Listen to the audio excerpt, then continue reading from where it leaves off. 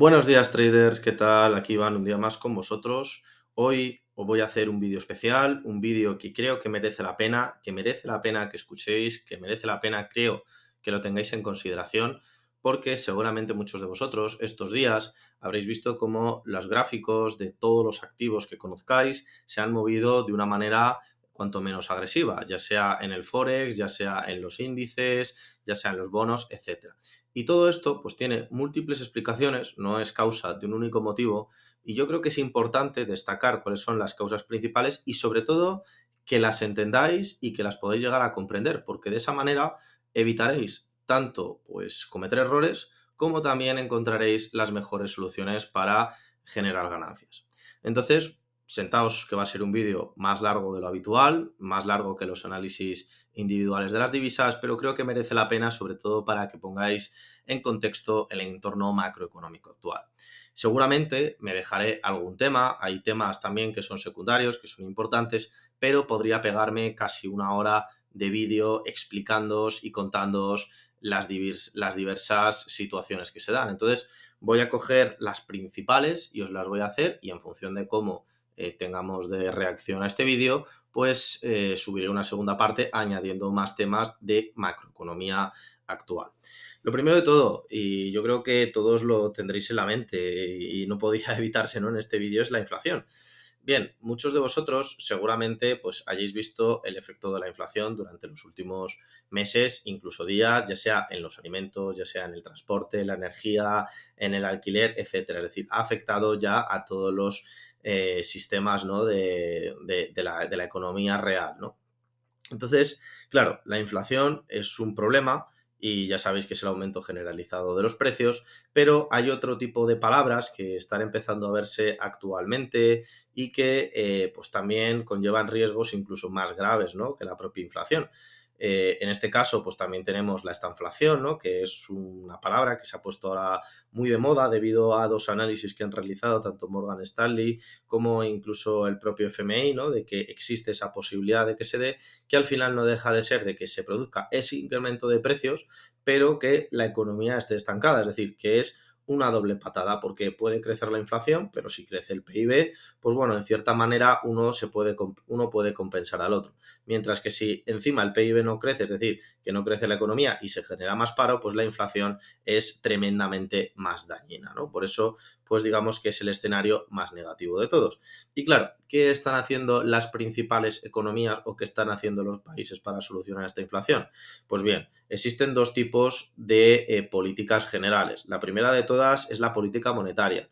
En este caso, pues tenemos varios actores, la Reserva Federal, que ya sabéis que es la que pues manda y decide sobre el dólar, que lo que ha decidido es ponerse muy agresiva en la subida de tipos de interés. Y claro, ¿esto qué está provocando? Pues está provocando grandes caídas del mercado por dos simples cuestiones. El dinero ya no sale gratis, es decir, cuando suben los tipos de interés significa que tienes que pagar más por pedir dinero y por lo tanto pues hay empresas que ya no pueden permitirse el lujo de pedir los créditos o se lo están pidiendo o se lo están pensando más. Por A o por B acaba ralentizando la economía. Y luego, por otro lado, pues también tenemos en la parte, ¿no?, de política monetaria, pues tenemos las retiradas de estímulos. Y en este caso, el famoso tapering ya concluyó hace unos meses por parte de Estados Unidos. En Europa todavía no se ha empezado a hacer, pero hay vistas de que esto se pueda producir a partir del tercer trimestre de este año. Estamos pensando en septiembre, octubre, es decir, que se vayan a dejar de comprar bonos. Claro, estos bonos no son solamente bonos del tesoro de cada uno de los países, sino también incluyen bonos corporativos. ¿Qué son los bonos corporativos? Son deuda que emiten las empresas para poder financiarse. ¿Qué pasa si tienes deudas que necesitas financiar y no puedes financiarlas? Pues que a la empresa le va mal. Si a la empresa le va mal, a los índices que lo sustentan les va mal y por lo tanto a la economía en general le va mal. Como podéis ver en la parte de área monetaria de los bancos centrales, la cosa anda cuanto menos preocupante. Pero si todos fueran a una, por lo menos tendríamos una solución más o menos global en ese ámbito. Tenemos por un lado la Reserva Federal, que es la más agresiva de todas, luego tenemos bancos principales como el Banco de Nueva Zelanda, el Banco de Australia, que pues están, o el Banco de Inglaterra o el de Canadá, que están subiendo los tipos, pero de una manera más laxa. Luego, por otro lado, tenemos el Banco de Japón, que hay, como es un país que no tiene inflación per se, pues se puede permitir el lujo de mantener los tipos, incluso permitir el lujo de bajarlos aún más. Pero bueno, eso es una situación que da para un vídeo aparte. Y luego tenemos el caso del Banco Central Europeo, que no decide subir los tipos, o por lo menos todavía no ha dicho voy a subirlos en tal fecha como sí que radió la propia Reserva Federal, ¿no? Por lo tanto, a nivel mundial las soluciones están siendo muy distintas. Y esto al final, pues ya sabéis que cuando es un problema global y cada uno va por su cuenta, pues al final acaba saliendo más caro a todos.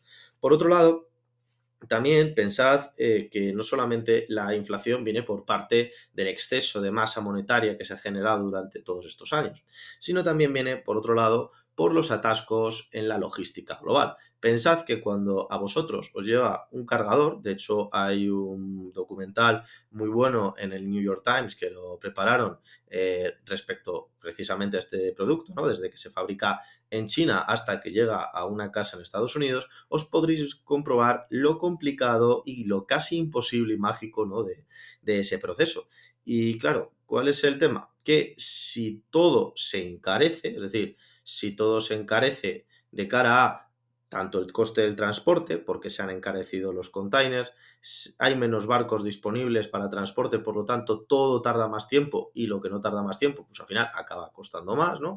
Por lo tanto, eso de una manera o de otra hace que suban los precios. Solamente, y si os metéis, hay mapas marítimos de actualmente en transporte, tanto el puerto de Shanghai como el puerto de Los Ángeles están totalmente colapsados. Y estamos hablando de los principales o dos de los grandes principales puertos del mundo.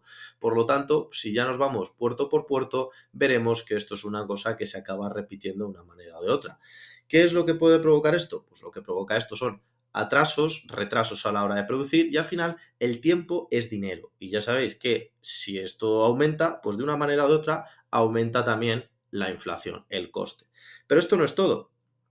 Por otro lado, pues también tenemos aquí, dentro de estos atascos logísticos, la falta de generación de microchips. Como bien sabéis, la falta de microchips ha sido una cosa evidente en la entrega, por ejemplo, de vehículos y por eso, por ejemplo, el mercado de segunda mano de vehículos a lo largo del mundo pues se ha revalorizado muchísimo. ¿Por qué? Porque al final los componentes que tienen los coches en su gran mayoría pues son microchips y por lo tanto pues es necesario, ¿no? Poder importar estos productos. ¿Qué es lo que pasa? Retrasos en la cadena logística, el coste para encontrar las materias primas también ha aumentado, por lo tanto aumentan los costes de producción de los microchips y si encima hay retrasos, pues la inflación por parte de los microchips también aumenta. Es decir, esta inflación no solamente es monetaria, si os dais dando cuenta es un círculo muy grande de factores que aumentan y presionan a que la inflación vaya al alza. De hecho, pensad que los microchips no solamente existen en los coches, están en los ordenadores, en nuestro teléfono móvil, en la pantalla del ordenador, es decir, en casi todo lo que nosotros podamos imaginar tenemos un microchip, incluso lo tiene hasta las neveras. Por lo tanto, pensad que retrasos en eso afecta a casi toda la electrónica, por no decir a toda la electrónica a nivel global.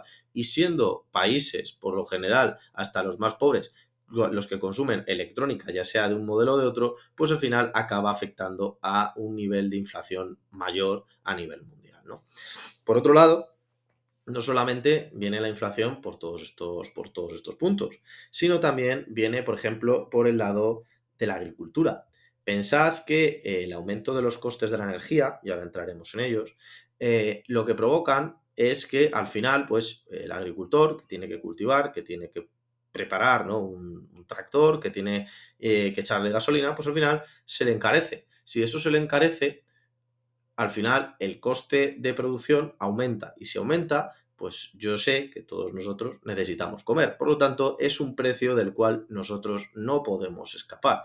Y además, si aumenta el coste de la comida, todo a nivel global aumenta de coste. ¿Por qué? Porque al final todos vamos a estirar del carro y si le cuesta más el coste de transporte, le cuesta más también el coste de la energía. E incluso el tractor a lo mejor tiene retrasos porque no le llegan los microchips y no solamente no le llegan los microchips, sino que les llega son mucho más caros, ¿no? Por lo tanto, también dificultades en el sector del campo, que también pensad que hay un añadido que es el conflicto de Ucrania, que también luego entraremos en detalle en él, que como bien podréis saber, es el granero de Europa. Y ya sabéis que gran parte de todo el tema inflacionario viene por la economía europea, ¿no? Y por ello, pues al final, que los alimentos cuesten más en Europa presiona la inflación a nivel global de una manera específicamente más importante.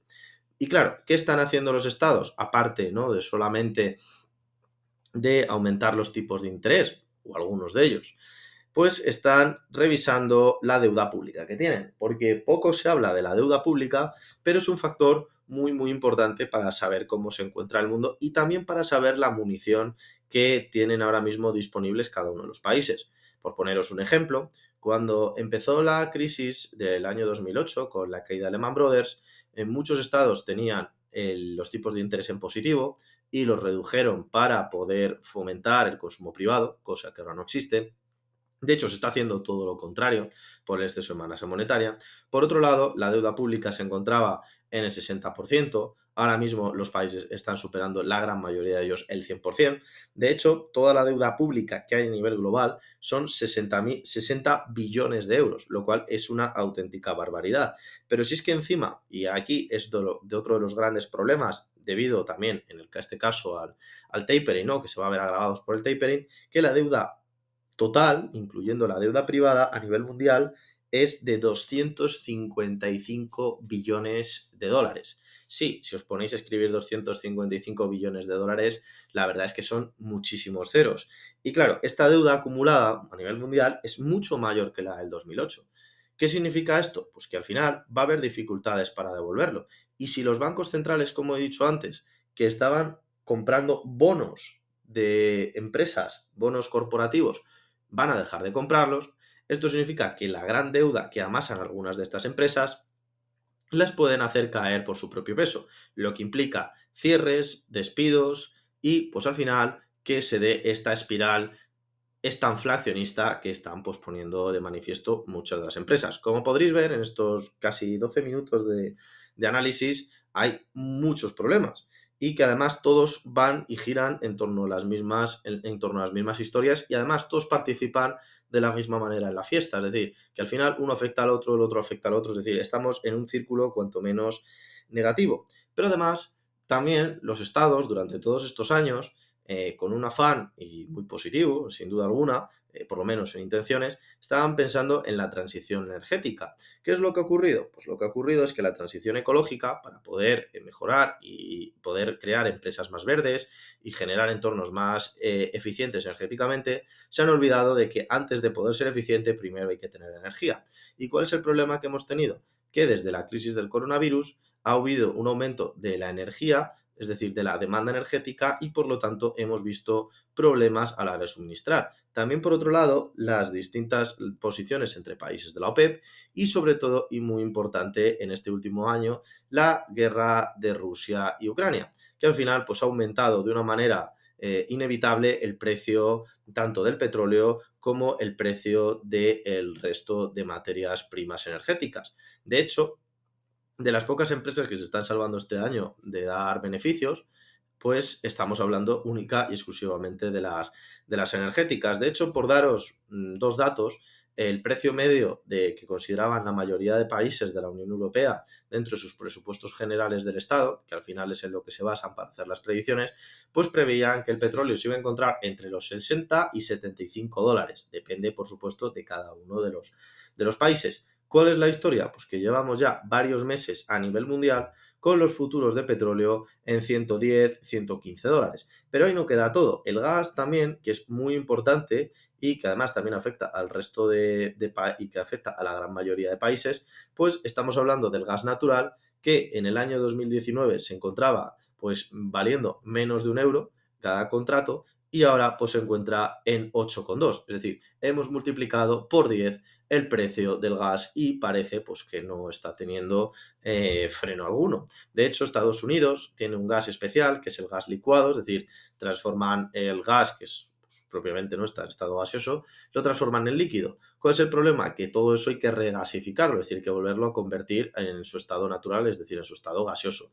Y entonces, claro, dice uno, bueno, pues si el gas ruso está más caro o el gas de otros países está más caro, podemos darle una solución. Bien, ¿cuál es el problema? Que ahora mismo y a día de hoy no existe la capacidad regasificadora suficiente como para suministrar a Europa o a muchos de otros países del mundo. Por lo tanto, tampoco terminan de solucionar el problema. ¿Qué genera esto? Más inflación, más subida de precios, tanto por la parte energética del petróleo como del gas natural, que es muy demandado.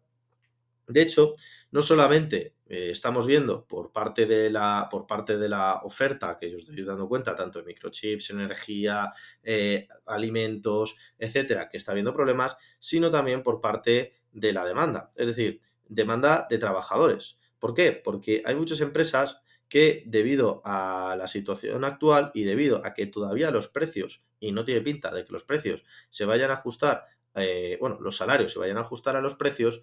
¿Qué es lo que provoca esto? Pues lo que provoca esto es que, si pongamos un ejemplo, el coste de la vida son $1.100 y una empresa me paga 1.000, pues no voy a trabajar para esa empresa. ¿Qué pasa? Que a lo mejor esa empresa no puede pagar más de 1.000 porque su situación pues no se lo permite, porque sus ingresos también debido a todo esto que estamos hablando son muy exiguos, por lo tanto al final se acaban generando puestos de empleo sin cubrir. De hecho, hay falta de mano de obra tanto en Estados Unidos como en Reino Unido, como en Países Bajos, etcétera. Y eso de una manera u otra pues se viene dando por este lado y también por otro lado porque faltan trabajadores cualificados. Es decir, ahora mismo hay un problema también a nivel global de esas magnitudes. De hecho, el haber dopado tanto el mercado americano y los principales mercados a nivel mundial han generado, por ejemplo, que en Estados Unidos haya casi pleno empleo, una tasa de empleo por debajo de, o sea, una tasa de desempleo por debajo del 3%. Entonces, claro, a poco que necesiten más empleo para continuar con la productividad actual y seguir incrementando el PIB, ya sea por aumento de personas que trabajan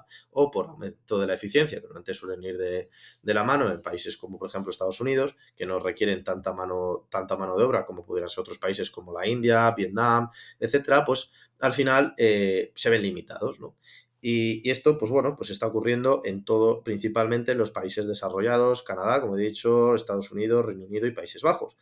Pero si todo esto que os he contado fuera suficiente, tenemos también el problema de China, que como podréis imaginaros, no solamente están teniendo problemas con cierres y además, de hecho, este mes ha sido su primer PMI manufacturero negativo desde hace 2 años, sino que además se está generando una clase media en China muy importante, lo cual han pasado de ser trabajadores pobres de aquellos países donde se deslocalizaban los principales productores, ya sea europeos, americanos, etcétera, para producir allí barato. Y claro, ¿cuál es el problema? Que a la mejora de las condiciones económicas en China ha provocado que cada vez haya más clase media. Al haber más clase media, hay menos oferta laboral, por decirlo así, que cobre poco. Entonces, ¿qué es lo que ocurre? Que aumentan los costes laborales, se aumentan los costes laborales y encima aumenta el coste de producción. China ya no sale tan rentable, por lo tanto, si es la fábrica del mundo, al final la fábrica se ha encarecido. Y si la fábrica se encarece, afecta a la inflación. Y eso no hay quien se lo coma ni hay quien se lo quite del medio. Por lo tanto, otro motivo más para preocuparse por la inflación. No solamente son los bancos centrales, sino que hay mucho más detrás. De hecho, esto mismo ha provocado que muchos países y muchas empresas principales de cada uno de estos países hayan decidido quitarse o por lo menos reducir su deslocalización y volver a Europa o volver a sus continentes. ¿Qué es lo que provoca esto? Pues que al final las empresas producen más caro y al producir más caro de una manera inequívoca, pues al final acaba afectando a los precios, que puede mejorar la demanda laboral, pero es que tampoco hay suficientes trabajadores especializados como para cubrir toda esa demanda. Como podréis ver, hay un desequilibrio también en el mercado laboral, cuanto menos importante.